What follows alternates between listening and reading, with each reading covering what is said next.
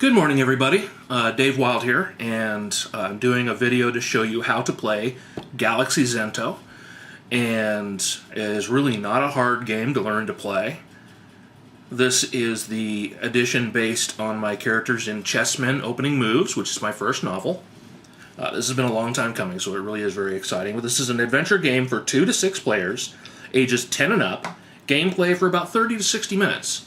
And we're going to go through a shorter play than that, of course, just to give you an idea of how it's played. So let's go ahead and open up the box here and get out the board. There we are. I'll give you just a touch of story fun here. The red X's, which are the focal points, we'll get to that in a moment, but are special to the game on the map because they are based on locations from the book. The one that is over here is for the planet Chessia and the capital, where the story begins. Over here is a jungle moon that they hide on for a while to protect the princess. And then up here in this area that you can't quite see off screen is a planet called Timbuk, where they go to protect the princess even later on. So, just some fun bits with that. Let's get out the cards.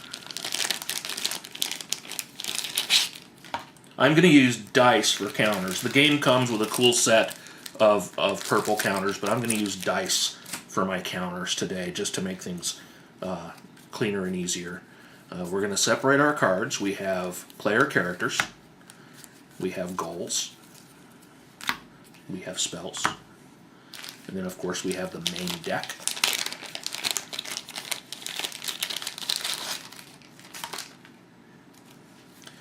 And Daxian here starts outside the game because he has special rules, even though he has the backing here. He starts outside the game, so we'll set him aside. Okay, there's the cards. Let's get out some dice. I'm going to play 2 figures here back and forth. So since I'm using dice for counters, I'm going to get a pair of 10s out and 2 pairs of 6s. And that should be all the counters that I need. Now let's get out some of the rest of this groovy stuff that the game does come with. We have a couple of 20-sided dice and a 6-sided dice for movement. And let's see here. We'll pick the little white token dude, and let's see how well we can see the red. I think we can see the red token dude okay. So we'll put the rest of these guys back.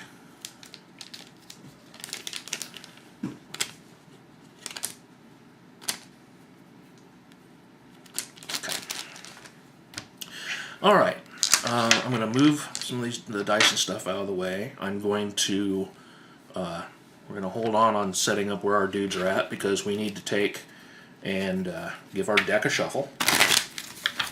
The cards actually shuffle really well. Game Crafter did a great job on putting this together. So we're just going to give this a nice shuffle. We got some spells here. We should give them a little bit of a shuffle too. Don't worry, we'll get to where those come in. So, spells, we're going to set that off to the side. We have goals. Now, we'll shuffle these up, and every player gets a goal at random. And we're just going to pull the top 2 off. Excuse me. My goodness. Alright. The goal for our red player is obtain 3 artifacts. Okay, that should seem fairly simple. The goal for our white player is combatant. Defeat 3 enemy characters from the deck. Okay? So we'll keep those off to the side, and we'll use a dice whenever somebody gets a portion of their... let's see, I'm going to try and put these where... Well, I'm going to set them aside here. We know they're there. Okay. Now, we have the player characters. There are 6 player characters. Okay. They are Wizard, Psychic, Inventor, Speedster, Strongman, and Soldier. Each with their own special stats and a special gimmick ability. We're going to shuffle these up because they are also dealt at random to all players. So our red player is the Strongman. Okay? Hey, our white player is the Wizard. That's good that I pulled that out at chance because I like to show you a little bit about how to use spells at the same time, so we can get as much of this in as possible. Now, every character card has some stats, okay, and they show modifiers that he can use for different things that you'll come across when things pop out of the deck at you.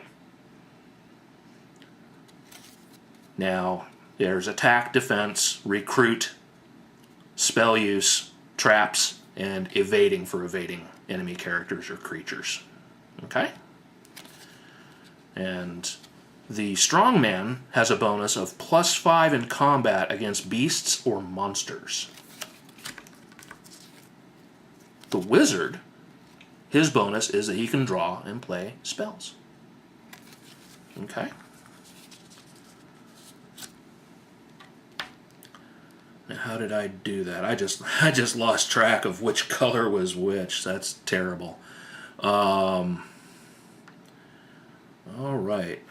All right. We're gonna say that the white player is the Strongman going for the archaeologist goal, and the red player is the Wizard combatant. Okay. All right. That's where we're at. I'm sorry. I get lost sometimes.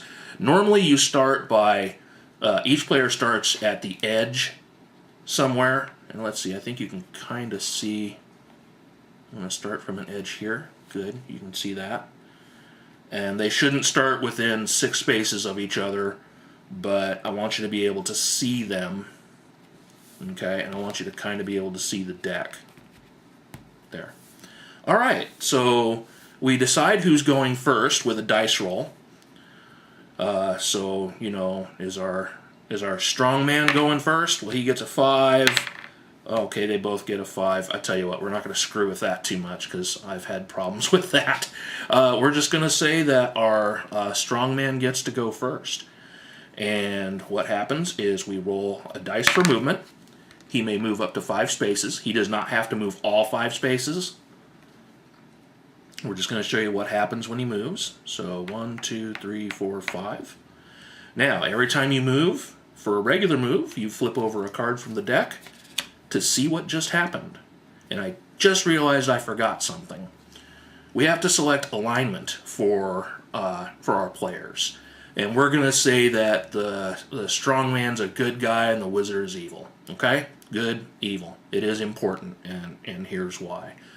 The Strongman, being good, just came across an evil character. And to evade this character on a 20-sided dice, he needs to roll a 13 or higher. He cannot recruit the character because they are not the same alignment. Otherwise, you could recruit him as an ally. He could go into combat if he wanted to, and the defense on the character is a 16. Let's go ahead and show you how combat works. Now, if he tried to evade and failed, the smiling orc here would attack first. But if he decides he's not going to try and evade him, and he's just going to go in for the assault, Strongman gets to attack first. How combat works is by a d20. 1 through 5 is an automatic failure. 1, you hit yourself. 20, you score an extra hit. The first person to score 3 hits in combat is the winner of the combat. So, Smiling Orc is going to swing back with an 11. Let's take a look at the Strongman's defense, which is a 17. He gets a +3 to attack, so he's going to miss. Okay? This goes back and forth until they manage to score 3 hits on each other. When they do, And we're gonna say it, the strong man wins. The strong man, for winning, will get an achievement token for winning a combat. If he were to lose, he would score damage again. He would have damage scored against him. Once you reach 5 damage, damage is only scored in increments of 1. When you reach 5, you're dead. And then a new set of rules comes into play. Basically, on your next turn, you have the decision, if possible, to have a new character and objective drawn, and you start over again. Or you just stay as you are and start over again. It is still possible to win the game that way. But considering this, he's going to get his achievement token, which you can put on his card or just use as a dice off to the side. This was not an artifact, so this was not part of his goal. And after being defeated, we discard the Smiling Orc. And then we go on to the Wizard's turn. Now the Wizard's turn's a bit different because he can use spells. It is possible for anybody to wind up using spells. Okay. If you can use spells, you reach over from the spell deck, okay, and you draw a card for the beginning of your turn. You do not have to reveal it, but I'm going to reveal it. We just drew Mind Control. Okay. And you hold on to this, and it does not get, you don't have to reveal it until you actually play it. This says, play to instantly recruit an ally from the deck. You may recruit an enemy character. If you recruit an enemy, put this card with it. If this spell is lost, so is the ally. You do not get an achievement token for rolling to get that ally, because it's automatic. You only get achievement tokens for stuff you actually roll dice for. Now, let's take a look at the Wizard's move. He can move up to 3 spaces. Now, if he wants to, he can go right over here to this red X, and we're going to do a focal point. Focal points are different than a regular move because you reveal 3 cards instead of just 1. So we're going to go ahead and flip those 3 cards. We get a trap. We get a character. And another trap. Okay. We have a possibility of a combat for the Wizard, because the Wizard is evil and this guy is good, and we have 2 traps. When you have 2 threats of the same kind in a focal point, you only have to deal with 1. Unless you think you're really lucky and you want to try and go for the extra achievement tokens. But you only have to do 1. So we're going to pick the one that looks easiest to escape. The escape for the pitfall trap is 15. The escape for the explosive device is 17. If you fail at escaping the explosive device, you and all players within 6 spaces take 1 damage and you lose all items. Early in the game, no items have come out of the deck yet, not much to lose.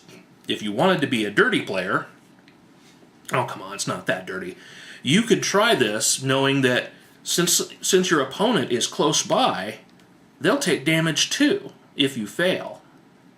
And you can score damage on an opponent, which actually counts for goals. There is a goal for scoring damage on opponents. But if that doesn't seem like it would be that helpful to you, you might want to go for the one that's easier. If failed on the pitfall, you take 1 damage and you're -1 attack in your next combat. That may not hurt you too much. So we're going to decide to avoid the explosive device, not do that one, and deal with this, and deal with Haley here. Now, what are we going to do about it? We can do this in any order we want. Let's decide to go ahead and play our Mind Control spell on Haley, making him an ally. Since he's an ally, we get his bonus, which is attack +3, defense +6, and you cannot be attacked from range, which means another character has to be right next to you to engage you in combat, another player. So we're going to put these over here. Now we have those bonuses because we mind controlled poor Haley. And now we have to get out of this trap. 15 or better. Let's see if we can do it. 17. We escape it. And we get an achievement token for pulling that off.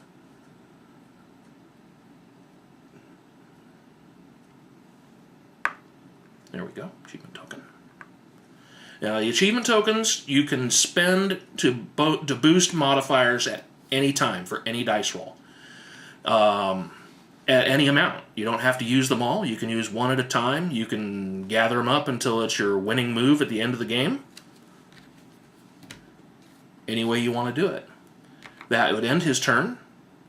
We'll go to the strongman again. Roll for move. 2 spaces for the strongman. 1, 2. Flip a card. We gain a power. Now, when something like this comes out, it's a freebie. There are items and powers. You can wind up collecting any weird combination of them, but everything is easy come, easy go. So make good use of it while you have it.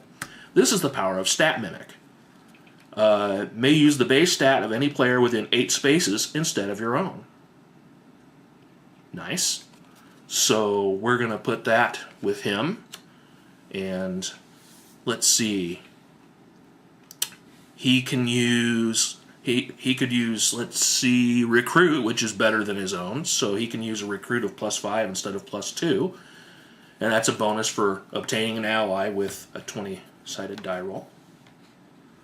And that would end his turn. Once you get a freebie out of there, you know, turns can be quick or they can take a couple minutes. Once things get going, though, they can get... Alright. Now, once you've been at a focal point, you have to leave it. You can't do that and just go right back to it. You have to completely leave it. If you have enough movement ability to get all the way over to another focal point, go for it. But otherwise, you have to leave the one you're on. At this point, he can go up to 4 spaces. And he doesn't really like that Stat Mimic power, which is within 8, but he can't really get far enough away to make that matter. So 1, 2, 3, 4. He's going to go over here. We're going to flip a card. You've been training. Training cards are another freebie that can come out, and they can boost you for further in the game. It says you may draw and play spells, which, of course, the wizard already could. But it says if you're the wizard, you get a +2 to your spells. Well, the wizard has +10 to rolling his spells to begin with. Now it's +12. Nothing wrong with that. That ends his turn. We go back to our strong guy. We'll roll a 5. And 1, 2, 3, 4, 5. He's going to stay somewhere close so that he can use that recruit bonus in case he can get an ally. Let's see if he gets an artifact. He gets a power. Hey, building up on powers, not a bad thing to do. He gets ambidextrous. He may use as many weapons as he has hands. There is nothing wrong with that. So we'll put that with his powers, and that ends his turn. And this continues until we get, you know, things built up, and he either obtains his 3 artifacts. Let's find an artifact real quick. Yes, I'm gonna force one, so I can show you how that works. Here we go. There's a simple artifact, the Power Amulet. To obtain the Power Amulet, artifacts have an obtain roll. You roll to obtain them. So to obtain this artifact, he needs a 17. Now, you don't start with any modifiers for artifacts. You have to get them out of the deck. So that hard 17 may be difficult for him, but if he gets it, which I just did, he gains himself a Power Amulet. He gains an achievement token. He gains a marker on his goal card that says that he is now 1 out of 3 towards winning. He obtains 2 more artifacts, that's all he has to do, and he wins the game. But as you can see, you don't know what's going to pop out at you. There's several different kinds of cards. There are events. If an event comes out, it happens immediately. In this case, it says under arrest. If you are evil, lose an ally. If you are good, choose an evil player to lose an ally. And this would cause the wizard to lose the ally that he mind-controlled. Simple, because he was arrested. Beasts, like the reptile cat here, which have an evade, so you can try and sneak away from them if they look too tough, or you can get into combat with them. And they have special rules that you can follow on each card. There's another special miscellaneous. This one says Team Leader, where you can have 2 allies. There's a standard item that's a freebie. Lots of combinations. If you happen to get a bunch of freebies at a focal point, congratulations, you just got a freebie focal point. But it will not count for the goal of completing focal points. So, just to go over it a little bit, this is just a general demonstration. I hope you found it informative. If you have any questions, please shoot them to me and I'll do my best to answer them. Other than that, this is Galaxy Zento. And the more players you have, the crazier it gets. So thank you for watching. Have an awesome day.